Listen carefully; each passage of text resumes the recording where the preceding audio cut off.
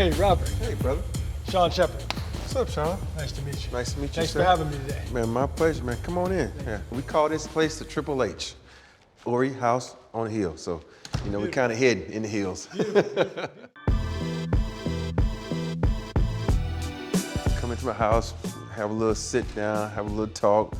But you know what? Let's stop right here, though, man. This is like my little reflection room, I call it, because my great days of playing basketball with the Lakers, sometimes I sit here in a nice little atrium and just think about the days when I used to play with the Lakers, man. Yeah. So this picture with Kobe, did he score? No, man, he didn't Nah, score. how you know? How you know? I'm a shot blocker, man. Look where my hand is. I blocked the shot. You know, they probably call a foul. You know, Kobe got all the calls. So, Rob, let's talk about that. Most people know you for your offense, but coming out of college, you were known for your defense. And at one point, correct me if I'm wrong, you held the shot block record at University of Alabama. Yes, I'm the all-time leading shot blocker at Alabama. Before a season, it was broken by a good friend of mine and the guy I mentored while I was at Alabama, Roy Rogers. But there was another guy I played against right here that he always beat me out. His most shot blocks in the season and the SEC, and that was Shaq. So I just love playing defense, man, from day one. Listen, before we get into our interview deep, there's some congratulations in order. Yeah. You recently went back to school Yes. and got your bachelor's degree. Now, with all the success that you've had in life without it, what made you go back and get it? Well, when you have 3 boys and you're trying to be a mentor to them, you want to say, hey, I got my degree. And for me, I felt during COVID when it first hit, nobody knew what was going on. And I said, okay, let's go online, finish your degree. You only had 11 hours when I left college. And that was the greatest thing I did because it put a smile on my mom's face that I hadn't seen in years. So I was happy about that. So going back and getting your degree put a smile on her face that you hadn't seen in years, and yet you'd won 7 NBA championships. All a mother ever wants is for their child to be successful.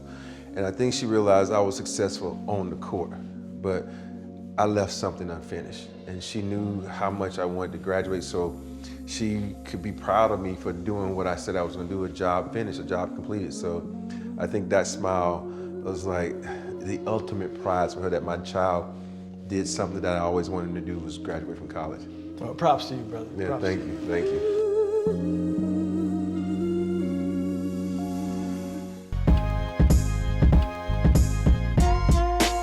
I'm the type of person, as I want to have a house that you can live in.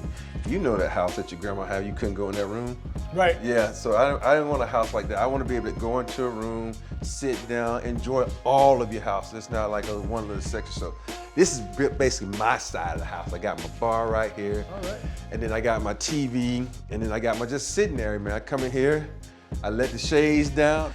We just hang in here and chill, man. When the fellas come over, we hang in here, watch a little TV, and you know, just do what we do. So you wound up deciding to go to the University of Alabama, coming from a small town. Yeah. What went into that decision, and was it culture shock for you? My mama. My mom was the one, she was like, I want you to go to Alabama. Because growing up, I was a huge Georgia Tech fan. I wanted to go to Georgia Tech so bad because I just wanted to say, yo, I go to the Ramblin' Wreck in Georgia Tech. And the other thing is, I'm like, Alabama. When you say Alabama, University of Alabama, you think football, right? So I'm like, basketball, okay, no, you know, but I want to go to ACC. But that all went into my decision. But then, you know, mama knows best. She said, go to Alabama. And I ended up going to Alabama. I hear you make a mean lemonade.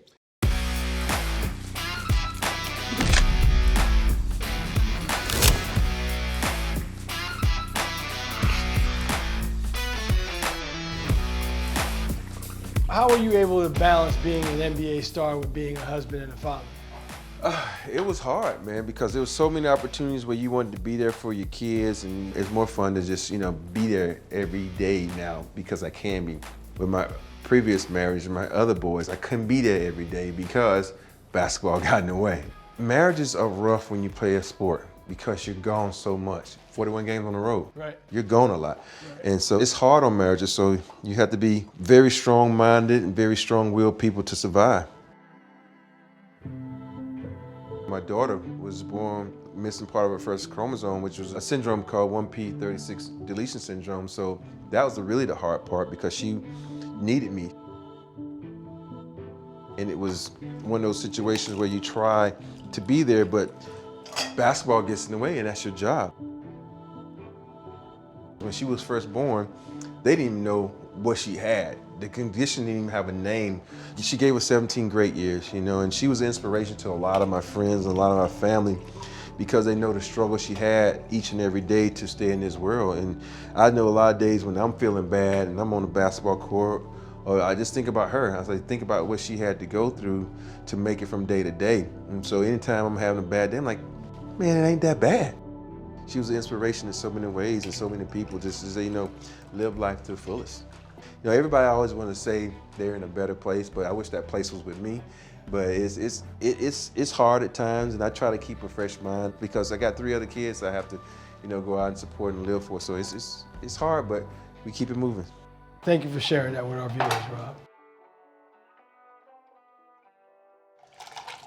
So if it don't taste good, let me know. Tell me what you would do more. That's good. That really is good. Okay, let me taste And I'm not fronting right now. This is good. All right. Isn't it? Oh, damn, that is good. Right?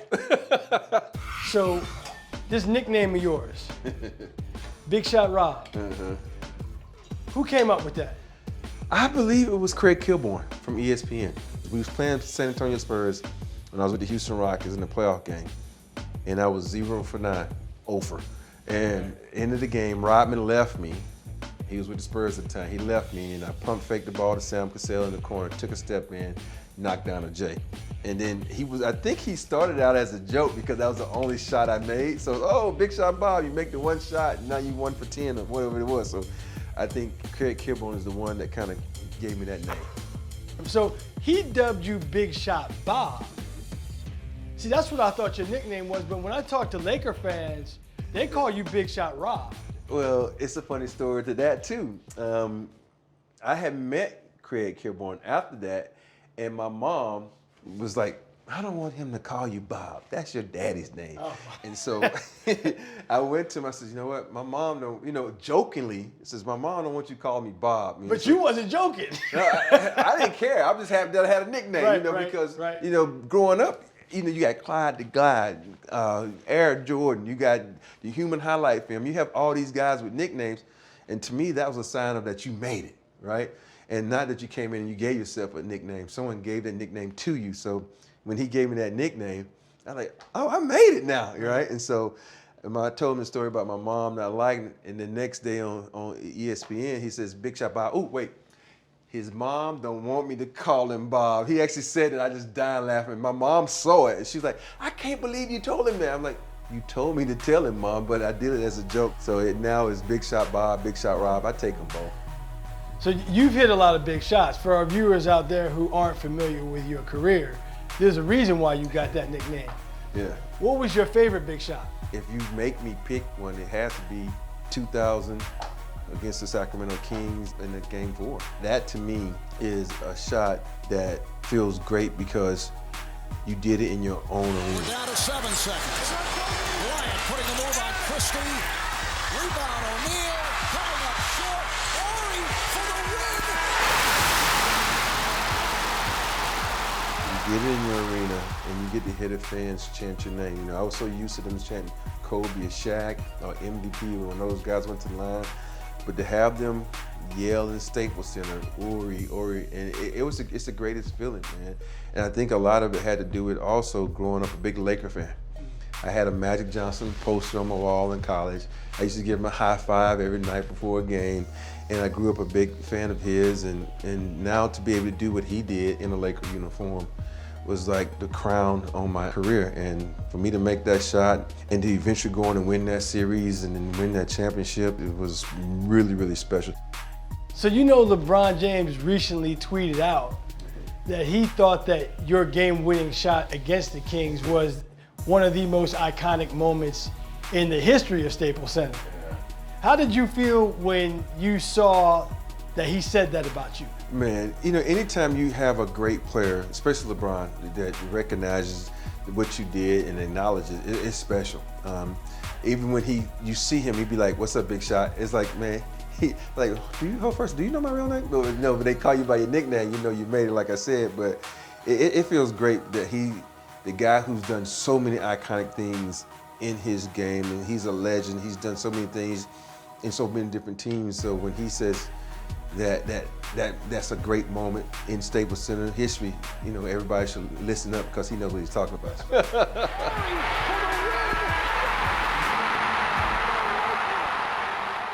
I read where Kobe said the following to one of your sons, and I quote, "Your father is one of the smartest players I've ever played with." Yeah. Looking back, now that Kobe has passed away, was that a profound moment for you? It really, really was, because it happened my first year out the league. I had took my middle son Cameron to a game, and we went in the locker room, and Kobe and Fish were standing there because we were, you know, talking. And he said, "Oh, yo, Cam, you know, like, how's the game going?" He says, And he looked at me like he's doing it, and he looks at Cameron and says, "Yo, your father is one of the smartest players I ever played with." And Cameron looks at me with this bewildered face, like, "Him?" I'm like, "Yeah, it's him." So that was good, because at the time I was trying to teach Cameron how to play basketball. So for about 2 weeks, I had his undivided attention. You got to use that. You got to use I used that. but it only lasted 2 weeks though. That's Then it? he's like, you don't know what you're talking about, Dad. You know, but that's how it is though with most kids, man. They look at their dads as dad. Right. And I appreciate that more than anything, because at the end of the day, that's who you are. You're their father. And he just listened to me for a couple of weeks, but that was the best 2 weeks of my life. I bet.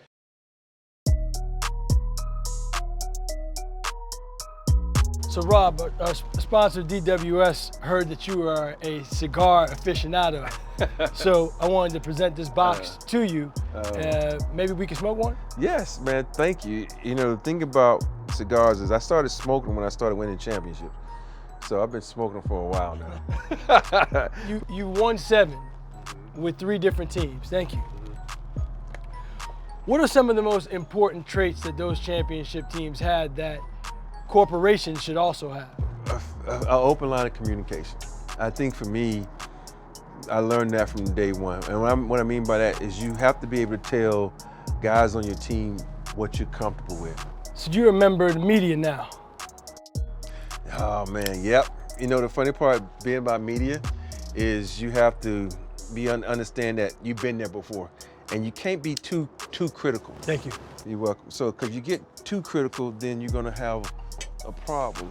So being a former player and now being a member of the media, is it challenging for you to critique and criticize players since you've been on the other end of that? You know, it is, because you're gonna see these guys and you are fearful of what they might think. And so my whole point is to try to tell, I'm not being critical, I'm just talking about what I see. Is this something that you always wanted to do? No, man, I was a country boy from Alabama talking that country slang, man. No, I never thought I'd be in LA talking about basketball to the LA fans. I told you I wanted to be a teacher, man. What are some challenges that exist in the profession that most people like myself wouldn't even think of? Well, you know the biggest challenge, man, not to curse. That's the biggest challenge, man. I think I've gotten caught one time cursing and be like, Robert Horry is blank. If I was to ask your former teammates and your current coworkers how to finish that sentence to describe you as a person, how would they finish that sentence? You know, I have no clue, man. You know, I think they would say is Robert Horry is cool as hell, because I'm just a down-to-earth guy, and I have so many of my friends saying, man, you should capitalize on who you are. You should do this, you do that. Even my wife tells me that all the time. It's like, you should value yourself more. But for me, I just like being regular. It's the craziest thing.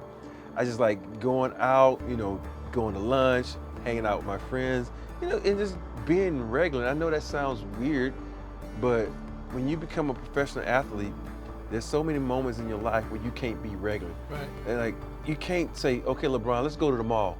He can't go to the mall. Okay, you know, Shaq, let's go to the movies. He can't go to the movies. And it's little simple things like that in my life that I enjoy so much because that's just being regular. Well, I can tell you're a regular guy because when I told you the only tattoo on my body was a Knicks tattoo, without thinking, you said, was you drunk when you got Hey, were you? No. But Yeah. but when you came back at me like that, without even thinking, I could tell that that's how you are. Yeah, and it's so weird when you meet people, like when they go to the crypto.com, formerly Staples Center, and I'm walking around, I'm talking to people, and they're like, "What are you doing up here?" And people look at me in the arena, and they don't think it's me because I'm just walking around. To me, that's the fun part of it. That's why I like, you know, being in the Laker family, still, you know, going to games, doing all these events. It's my way of saying thank you to the NBA, thank you to the Lakers, and more importantly, thank you to the fans. Well, Rob, I want to thank you. I want to thank you for the time. Thank you for the hospitality. Thank you for the bomb lemonade, the cigars. It's really been a pleasure, bro. Man, it's been my pleasure, my brother.